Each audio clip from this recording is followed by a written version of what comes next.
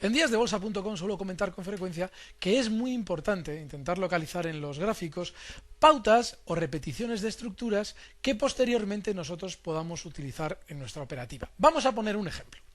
Esto es un gráfico del último año de cotización del índice Dow Jones. Estamos hablando de barras de 5 minutos.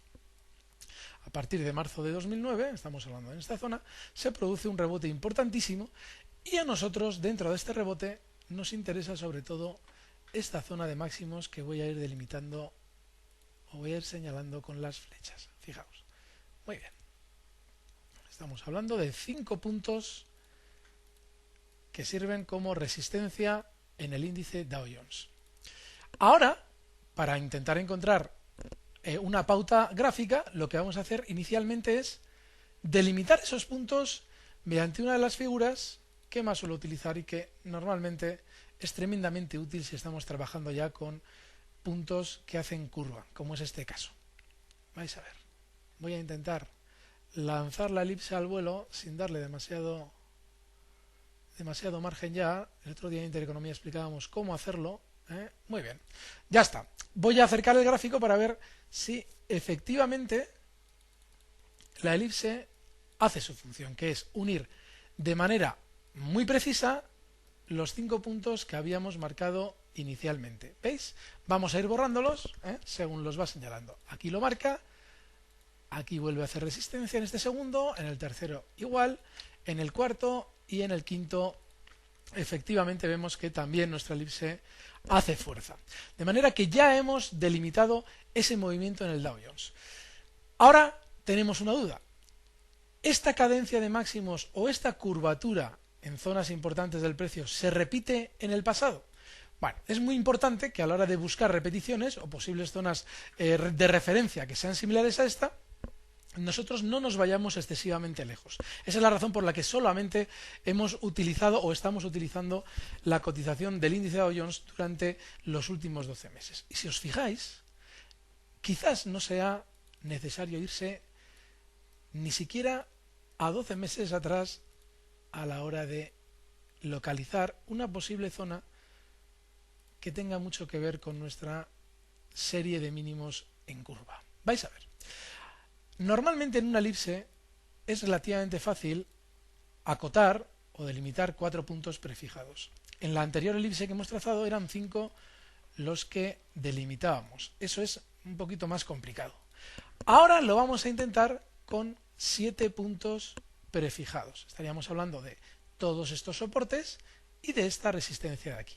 Si realmente las estructuras se repiten, nosotros desplazando esta elipse, pero en ningún momento modificando su curvatura, debemos poder unir esos 7 puntos que hemos marcado en el Dow Jones. Estamos hablando que esta es la zona de enero de 2009. Fijaos, vamos a desplazar nuestra elipse y vamos a comprobar si de manera efectiva podemos en un momento determinado, como estamos intentando demostrar, voy a ver si la consigo mover con precisión. Vale, ya la hemos soltado. Ya tenemos nuestra copia de elipse, estamos hablando de una elipse con exactamente la misma curvatura que la anterior, y ahora vamos a acercar el gráfico para comprobar si efectivamente esta elipse frena el índice Dow Jones de manera precisa. Y aquí lo tenéis. 1, de manera precisa. 2, aquí está. 3, 4, 5, voy a adelantar un poquito el gráfico, voy a acercarlo. Este sería el quinto, este sería el sexto, y aquí, como veis, tenéis el séptimo que hace resistencia.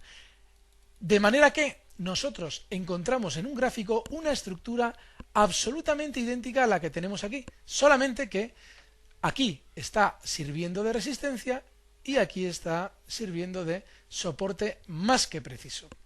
Luego, efectivamente, parece ser que esa estructura se utiliza. Ahora, ¿qué es lo que tenemos que hacer? Tenemos que analizar qué es lo que sucede cuando el precio sale de la estructura. En este caso, ha servido de soporte y cuando el precio se coloca por debajo, acto seguido, continúa la baja con fuerza. Aquí, otro tanto de lo mismo como resistencia. En el momento en el que se sitúa por encima, realiza una pequeña acumulación, igual que aquí, y continúa al alza. Luego, más o menos, ya sabemos cómo vamos a utilizar nuestra estructura. Si consiguiéramos verla en algún otro punto del gráfico, sabríamos que en el momento en el que la rompe con claridad, va a acumularse seguramente para luego efectivamente continuar con la ruptura. Y claro, ahora nos queda la duda, dice, bueno, efectivamente tenemos esas dos estructuras y clarísimamente se ve cómo paran, pero ¿nos sirve para algo ahora? Bueno, vamos a ver si nos sirve para algo ahora. Estamos hablando de la caída de junio-julio del año 2009. Estamos hablando prácticamente del movimiento en el que nos encontramos en el Dow Jones. Voy a comenzar a delimitar una zona de mínimos para ver si de alguna manera u otra podemos encontrar algo que nos pueda servir de referencia. Fijaos, primero solamente vamos a delimitar. Y como tenemos que ser tremendamente exigentes, no vamos a delimitar los 4 puntos que se suelen unir una elipse, sino 5. Como en los anteriores casos, vamos a exigir que nuestra elipse sea realmente válida y que realmente una unos mínimos relevantes. Fijaos, ahora voy a volver a tomar la elipse. Es muy importante tener en cuenta que no la vamos a modificar en ningún momento, solamente la vamos a desplazar. Voy a darle un poquito de gráfico a esto. Vale. A ver, me interesa darle anchura para que quede preciso. Muy bien, ahí lo tenemos delante y ahora se trata, a ver si lo coloco bien, ahí está, de desplazar nuestra elipse y comprobar si de manera efectiva sirve para unir esa zona de mínimos que hemos acotado en el índice Dow Jones. Y fijaos qué casualidad. Ya la soltamos, la hemos copiado y la hemos pegado. Fijaos.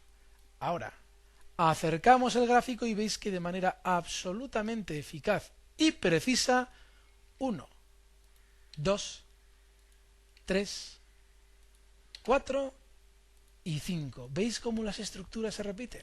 Muy bien, pues ahora tenemos que sacar las conclusiones pertinentes. ¿Qué es lo que ha sucedido en el momento en el que se ha apoyado por quinta vez en nuestra elipse? El Dow Jones se ha disparado al alza. Normalmente, en todos los movimientos tan violentos, nuestra sensación o nuestra forma de operar suele tender a ser, sin darnos cuenta, de manera sistemática a la contra. Es decir, vemos que ha subido mucho y nos da la sensación de que tenemos que buscar el lado corto o vendedor. Bueno, pues si ya sabemos que nuestra elipse, a la hora de romperse a la baja, va seguramente a implicar más caídas en el índice, no tiene ningún sentido que mientras el precio se encuentre dentro de ella, nosotros busquemos el lado corto. Seguramente alguien podría pensar que ahora mismo, encontrándose la elipse aquí abajo, no lo podemos utilizar como stop, pero hay que tener en cuenta que estas figuras curvas, con el tiempo van acelerando su velocidad alcista. Este tipo de figura, la elipse, es así. Con lo cual, en breve, seguramente en 10-12 sesiones, ya nos encontraremos con que, efectivamente, si queremos buscar el lado corto, nuestra elipse va a ser más que válida. Mientras el Dow Jones se esté desarrollando de esta manera tan vertical, no tiene sentido que busquemos el lado bajista porque para colocarse bajo la elipse todavía queda mucho tiempo. Y, lógicamente, el Dow Jones no se va a girar a la baja de forma violenta. Lo normal es que transcurra tiempo antes de que pueda romper a la baja nuestra elipse, con lo cual lo hará en una zona seguramente más que beneficiosa para abrir cortos. Muy bien, este es simplemente un ejemplo más de cómo podemos utilizar pautas gráficas que se han producido en el pasado, estructuras ya dibujadas en los índices, en este caso, de cara a nosotros poder depurar nuestra operativa. Sin más, os emplazo a que sigáis la sesión con nosotros en díasdebolsa.com, visitad nuestro foro y allí podremos ir explicando más pautas de este tipo.